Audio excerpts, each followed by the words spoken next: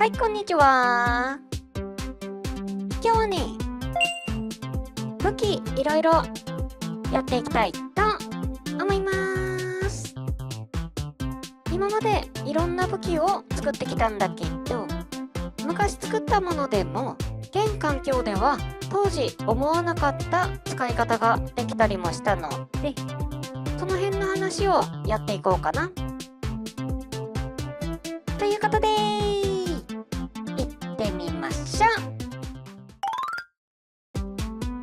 う。まずこの島には着いたばっかしで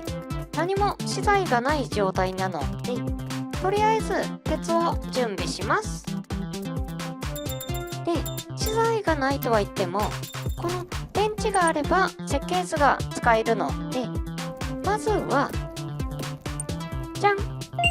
チャクラム。こいつは昔作って以来、うちではどの作業場所に行っても1本は転がってるくらいのお気に入りですね。で、早速戦おうと思ったんだけど、ちょっとね、周りの敵が邪魔なので、まずはこのドローン基地を片付けましょうか。ドローン基地は何度も相手にしてるので、そんなに苦労せずに制圧できると言いたいところなんだけど、これすぐ裏にもドローン基地があって、そっちからのビームも食らってるので、まあまあピンチになってますねあ、そうそう、今回のアップデートで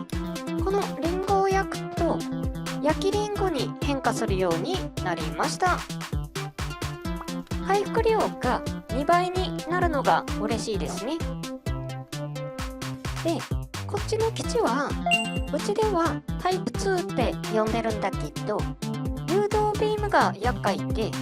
あれはなかなか避けられないんだよね。なので、じゃん、これまた昔作った特に名前もないアタッキングシールド。この大きさでもプレイヤースキル次第でうまく防ぐことはできるんだけど、もうちょい大きく作った方が良かったかなちょくちょくダメージを食らってるし、本体が木でできてるので殴りどころが悪いと壊れちゃうのもたまに傷。まあ材料が簡単なものは簡単に作り直すことができるし、なんやかんやって、よし、まだ邪魔な敵もいるんだけど、そいつらは一旦置いといて、これでやっとロボットの相手ができるか。いざ。おお、うまいこと1体釣れましたね。そりゃえいや。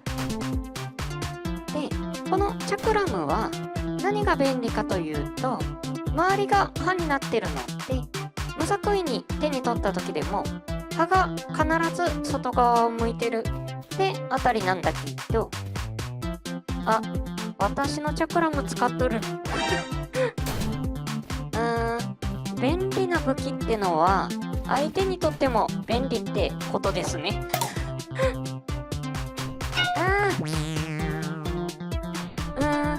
なるほどね。この世界では武器を武器で受けても壊れやすいので、ここは盾があった方が有利か。まあヒットアンドアウェイしながら5分くらい戦ってたんだけど、よし、なんとか倒せました。倒すと伝送系の部品をランダムで1つドロップするわけなんだけど、以前と比べると入手難易度が結構上がりましたね。まあ自爆ドローンを海に沈めて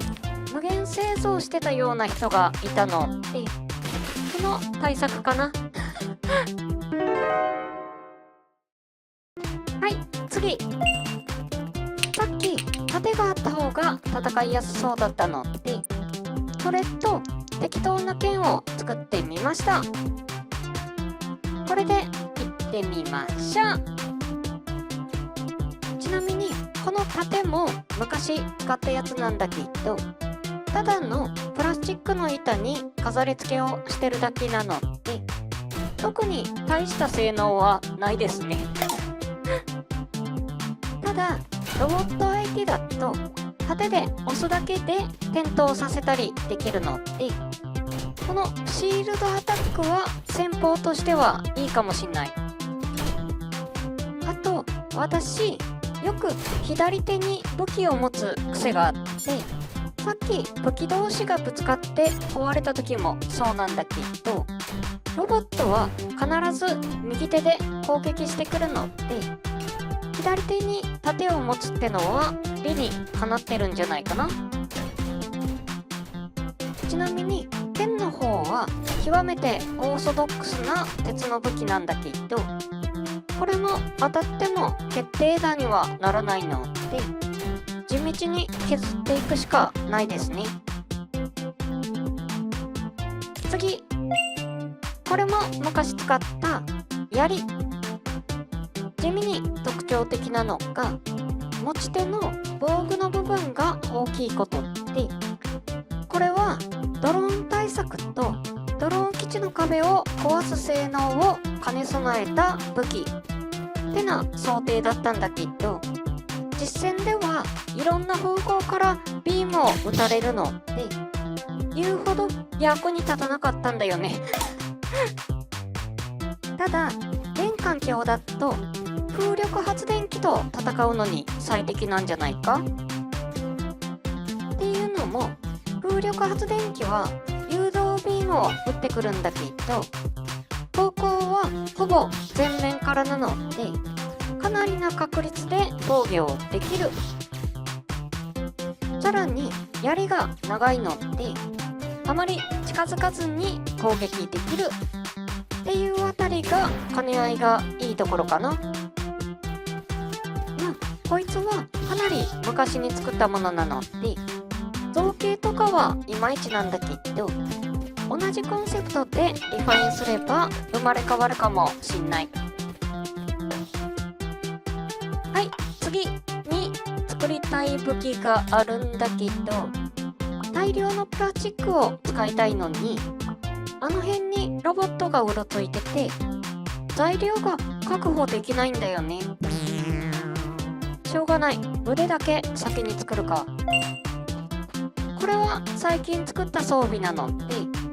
最近うちのチャンネルを見始めたお客さんにも何を作りたいかピンとくる方もいると思うんだけど、とにかくこの腕だけだと案外ロボットの相手をするには難しいか。相手の動きの速さに対して重くて取り回しが効かないので、結構振り回されますね。まあそれでも慣れれば使いこなせそうな感じもあるし、何にしても全身揃えば話が全く違うはずってなところで、じゃん、光爆式武装コンゴ。こいつは防御を固めて正面を突破するタイプの武装なんだけど、まあ周りに障害物があるとぶつけて壊れたりしますね。とはいえ腕の1本や2本もげるぐらいは想定内だし、実際ロボットに囲まれても数分間しのいだりするので、強いという言い方をすればかなり強い。ただこれも決定打にかけるのと、じわじわダメージを受けることにはなるので、多勢に無勢の状態だと時間の問題。持久戦をやるにしても引き際が肝心ですね。はい、次というかチャクラムに話が戻るんだけど、大型のチャクラムなら近づいた敵にダメージを与えて押し倒すってなことができるんじゃないか。で、一応大きいのと小さいのを持ってみたんだけど、片手だと扱いにくいので両手で持った方がいいかな。にしてもこれ敵に当たった時に内側の刃が自分に刺さってむしろ押し付けられてダメージを受けてますねっていうかほぼ自滅ダメージだけでピンチになってるんだけどで海沿いまで追い詰められちゃったんだけどここでいいこと思いついた。こうやって敵を押し倒したり引きずったりできる。ロボットはドローンと同じで水に弱いのでこういう戦い方もできるってな話なんだけどこういうコンセプトでいくなら刃物である必要はないのでここはまた何か考え直してみようかな。最後ザンバト。これは動きが悪い代わりに基地の壁に数万ダメージとか与える代物なんだけどあれロボット相手には不思議なくらい効かないですね。ただでさえ取り回しが難しい上に久しぶりに使ってるってのもあるんだけど取り回しすぎると自分に刺さるまあこいつを作ったのは他の目的。空からではよく見えなかったんだけどあの辺に確か交渉があったはず。てかカメラはい記念すべき一撃目が撮れてなかったってのはあるんだけど昔作ったこのザンバ島なら現環境で実装された交渉に対して威力が絶大なはずって思ってたのがどうもね思ったほどのダメージが入んないんだよね。まあ冷静に考えてみるとタングステンが普通に壊れるくらい硬かったのも確認済みなので材質が鉄だとまあこんなもんなのかな。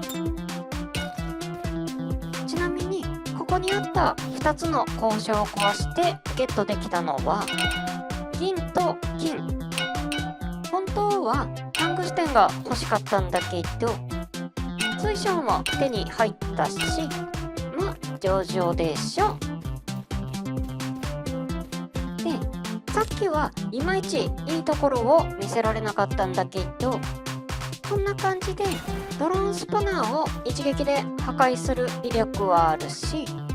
壁に対しても満単位のダメージを与えることができるので性能が落ちたってわけではないですね。まあ適材適所ってところかな。十分いろいろやってみたしやりたいこと全部やるとキリがないのでこの辺でまとめましょうか。ということで武器いろいろやってみたわけなんだけどいかがだったでしょうか。ちょっとねいろいろやりすぎた感もあるんだけど発展型とかひらめいたのもあるのでそういうのもまたやっていきたいと思います。で何をやるにしても深刻な問題があってこれロボットがその辺うろついてきて落ち着いて作業できないんだよねなのでまずは安全に作業できる環境が必要かな。ということで次回は防衛戦線やっていきたいと思います。はい、じゃあ今日はこの辺で